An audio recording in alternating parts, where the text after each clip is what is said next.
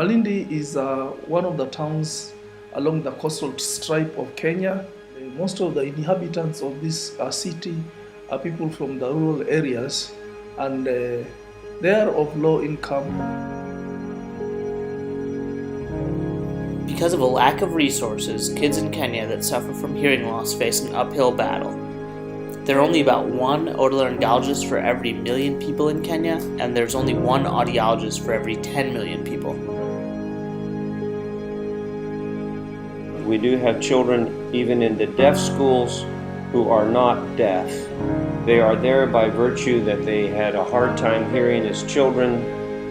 They've gone to deaf schools all their school-age life.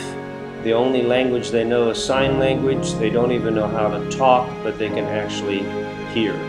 It's sad to think about all those children sitting in a school of silence. To address this, we created a novel physician extender program that allows non-otolaryngologists to help early identification and prevention of treatable hearing loss.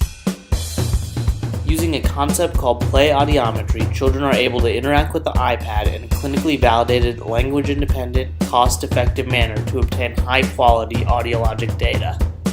When prompted, the iPad system presents a sound to the patient who responds if they can hear the sound. The sound's presented in various frequencies and decibel levels, allowing the audiometer to create a formal audiogram at the end of the test. You put headphones on, and Dr. Justine will play a sound. Sometimes it'll play a sound. Sometimes it won't play a sound. You just say, yeah. This, combined with the use of endoscopic otoscopy, which lets us capture a picture of these children's tympanic membrane, and any associated pathology, allows otolaryngologists to ultimately evaluate and treat these children. Prior research has validated play audiometry as clinically equivalent to the gold standard of sound booth audiometry. Additional research has evaluated smartphone otoscopy as clinically equivalent to the gold standard of microscopic binocular examination by an otolaryngologist. With this research in mind, utilizing these two tools in low-resource settings was the obvious next step. We will also use these two objective measures as outcomes to directly track the success of our program. We can directly measure the hearing thresholds of children before and after our identification of their hearing loss and in subsequent treatments, whether that be hearing aids or surgical correction. None of this would be possible without our on-the-ground team, who initially realized that children may be living with untreated, preventable hearing loss, simply because they didn't have access to appropriate health care. Our team consists of local otolaryngologists, physician assistants, pediatricians, and most importantly, the community health workers who conduct our screenings.